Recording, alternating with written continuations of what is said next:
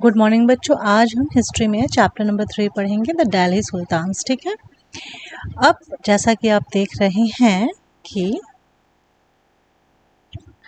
अब तक जो आपने 2 चैप्टर्स पढ़े थे, ठीक है, उसमें जो है कहीं भी दिल्ली का नाम नहीं आया था। कहीं भी आया था? नहीं आया था, क्योंकि दिल्ली तब तक जो है एक इम्पोर्टेंट सिटी नहीं थी। ठीक है। लेकिन ओके, 12th सेंचुरी में, ठीक है, कब 12th सेंचुरी में दिल्ली क्या हुई, एक इम्पोर्टेंट सिटी बन गई। ठीक है। किस सेंचुरी में बनी इम्पोर्टेंट सिटी? 12th सेंचुरी में। ठीक है। 12th सेंचुरी के पहले दिल्ली एक इम्पोर्टेंट सिटी नहीं थी, इसलिए आप अर्लियर के 2 चैप्टर्स में इसके बारे में नहीं पढ़े हैं। ओके। अब हम यहाँ पर देखते हैं, टेबल है ना आपके पेज पे, पेज नंबर 31 पे एक टेबल दिया हुआ है। उस टेबल पे लिखा हुआ है the rulers of Delhi. Okay, तो अब हम इस टेबल के बारे में पढ़ देखते हैं और इस टेबल से हम समझते हैं कि दिल्ली कैसे एक इम्पोर्टेंट सिटी के रूप में उभरी। ठीक है।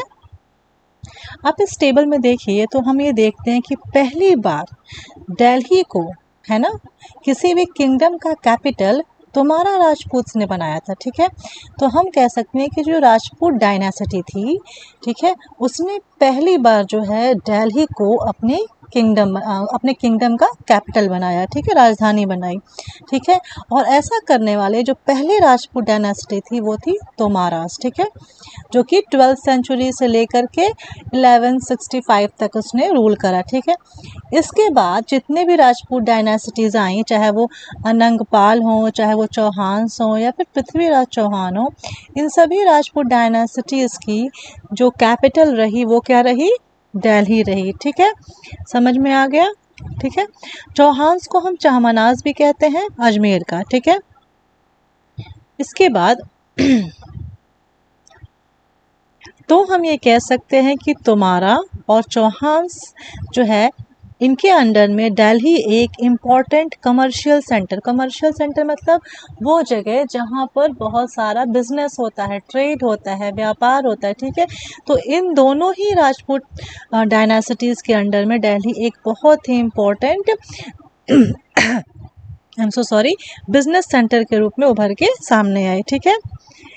बहुत सारे जो जैन मर्चेंट्स थे जो इस दिल्ली सिटी में रहते थे, उन्होंने बहुत सारे टेम्पल्स को बनवाया। ठीक है, उनको कंस्ट्रक्ट कराया। ठीक है। और यहाँ तक कि दिल्ली में जो है सिक्के भी बनने लगे। मिंट मतलब होता है सिक्कों को ढालना। ठीक है। तो हम ये कह सकते हैं कि दिल्ली में जो है एक सेकेंड, दिल्ली में सिक्के भी बनना शुरू हो गए और इसको कहते थे दिल्ली वॉल। ठीक है। तो जो दिल्ली में सिक्के ढाले जाते थे उस टाइम पे, उसे कहते थे दिल्ली वॉल। ठीक है, समझ में आ गया? Okay, good. नेक्स्ट हम ये देखते हैं कि अब दिल्ली जो है, आई एम सॉरी,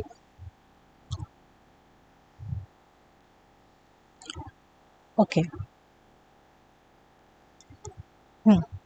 अब दिल्ली कैसे जो है ट्रांसफॉर्म होती है। ठीक है।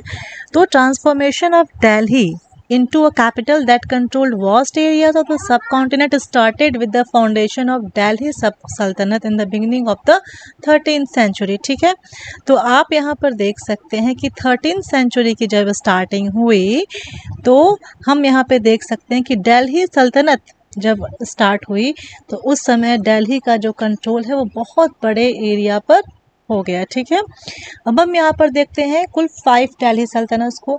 एक है अर्ली टर्किश रूलर्स, जिसमें आते हैं कुतुबुद्दीन ऐबक, शमशुद्दीन इल्तुतमिश, रजिया और गियासुद्दीन बलबन। इसके बाद आती है खलजी डायनासिटी, जो है जलाउद्दीन खलजी, अलाउद्दीन खलजी। फिर आती है तुगलक डायनासिटी, घियासुद्दीन तुगलक, मोहम्मद तुगलक, फिरोज शाह तुगलक, सैयद डायनासिटी, ज़ीर खान एंड लोधी डायनासिटी, बहलूल लोधी। ओके, इन सभी के अंडर में दिल्ली जो एज अ कैपिटल, उसमें बहुत ज़्यादा ट्रांसफॉर्मेशन हुआ। ठीक है। ओके, अब यहाँ पे आप देखिए,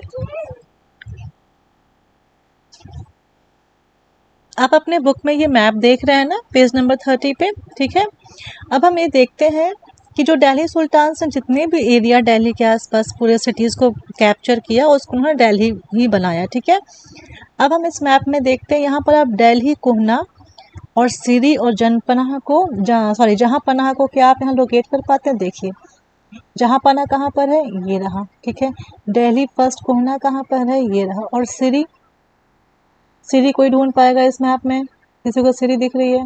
यस, ये रही, वेरी गुड। तो ये आपके एरियाज हो गए जो दिल्ली सल्तनत ने बिल्ड करे दिल्ली के around. Okay, very good. Next पे अब हम यहाँ पे नेक्स्ट पेज पे आते हैं, ठीक है। और यहाँ पर हम इस पेज पे finding out the details of Delhi Sultans, ठीक है। तो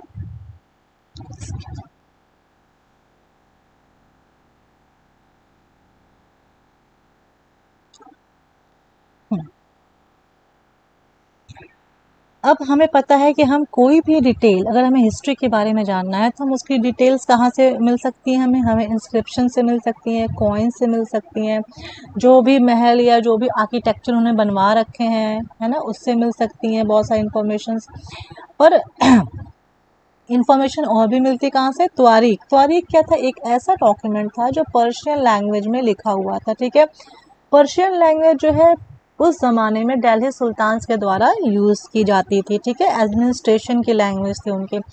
दिल्ली सुल्तान्स अब जब रूल करते थे दिल्ली पे तो वो हिंदी या अरबी ये सब नहीं बोलते थे, वो पर्शियन लैंग्वेज बोलते थे, ठीक है।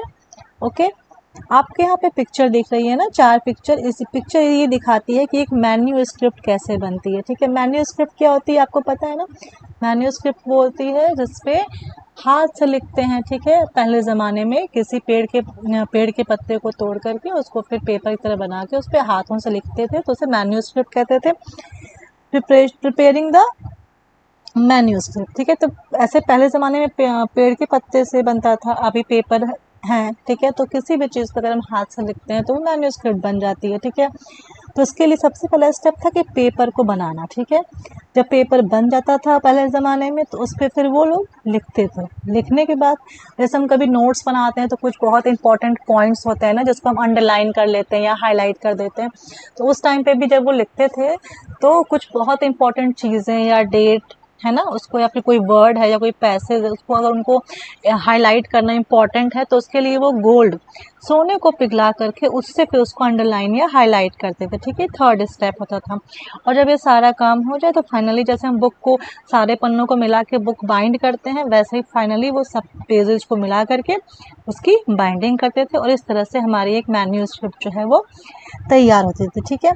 अब जो त्वारीख जो एक डॉक्यूमेंट था, जो एक बुक मैन्यूस्क्रिप्ट थी या बुक था, जो भी आप कह सकते हैं, इसके जो ऑथर्स थे जो इसको लिखते थे वो कोई आम आदमी नहीं थे, वो बहुत ही लर्नड मैन थे। लर्नड मतलब बहुत ही जानकारी वाले लोग थे, ठीक है। जो उस समय के जो सुल्तान थे जो रूल करते थे उसमें सेक्रेटरी के पद पे भी हो सकते थे वो पर्सन्स, एडमिनिस्ट्रेटर्स भी हो सकते थे, पोइट्स भी थे, कोर्टियर्स भी थे। कोर्टियर्स मतलब जो राज दरबारी होते हैं, ठीक है। तो ये लोग क्या करते थे, जो भी चीज़ें या घटनाएं हो चुकी हैं उसको ये लोग उसमें लिखते थे, है ना, उस डॉक्यूमेंट में। और यहाँ तक कि जो रूलर्स थे उनको ये एडवाइस भी करते थे कि कैसे आपको जो है गवर्न करना चाहिए, राजपाट करना चाहिए, ठीक है। और कैसे जो है एक जस्ट रूल को एम्फेसाइज करते थे ये लोग, ठीक है।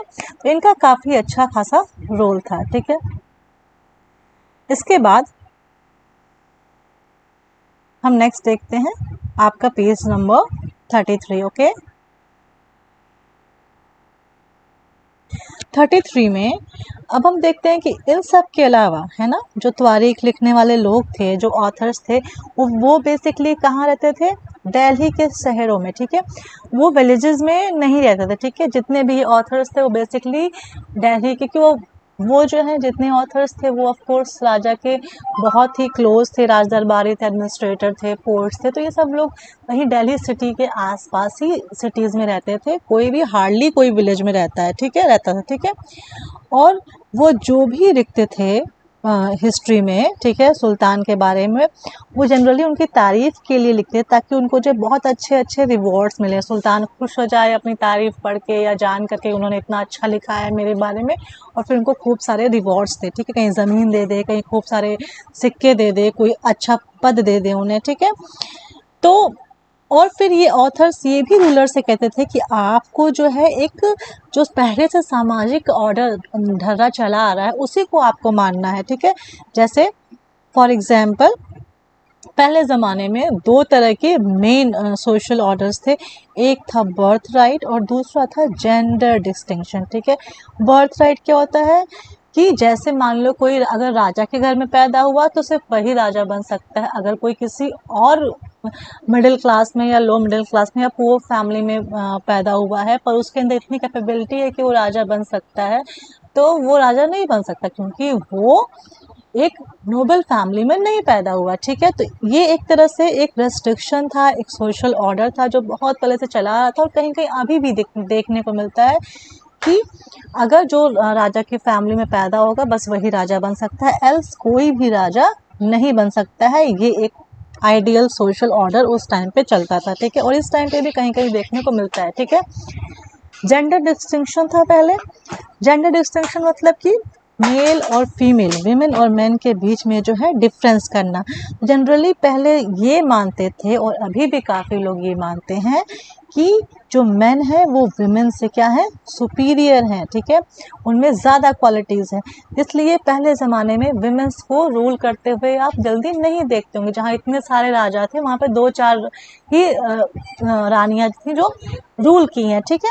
तो इसलिए क्योंकि उनको अलाउड नहीं था कि अरे ये विमेन है, इसके अंदर इतनी क्षमता नहीं, कैपेबिलिटी नहीं है, ऐसा बिल्कुल भगवान ने बनाया ही नहीं है कि एक विमेन जो है कभी कंट्री को या किसी भी किंगडम को रूल करे।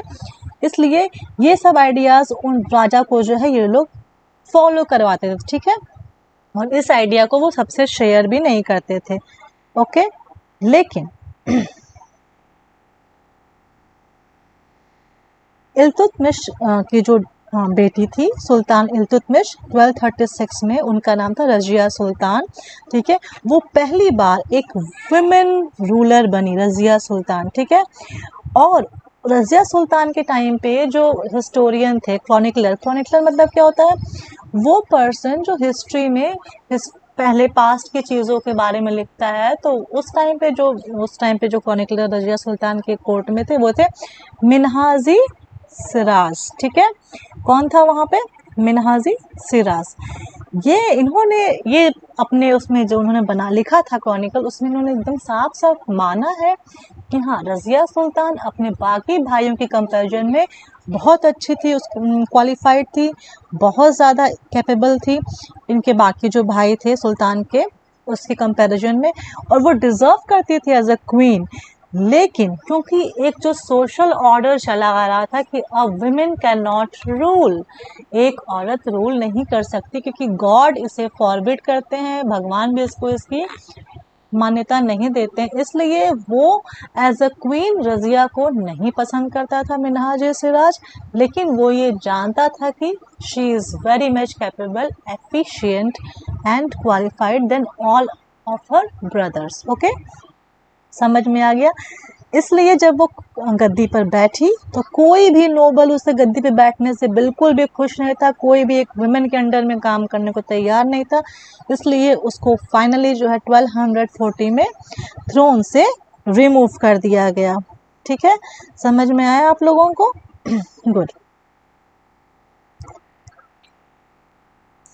अब हम यहाँ पे देखते हैं ऐसे कई सारे चीज़ें देखने को मिलती हैं। मिन्हाज सिराज ने ये कहा कि एक क्वीन का जो रूल है, मतलब एक क्वीन को रूल करने का जो सिस्टम है वो भगवान के द्वारा बनाए गए सोशल ऑर्डर के अगेंस्ट है, ठीक है। और मिन्हाज ने कहा कि चाहे विमेन कितनी भी क्वालिफाइड हों लेकिन उनको हमेशा और हमेशा मेन के सबऑर्डिनेट, उनके नीचे ही रहना है, ठीक है, ओके।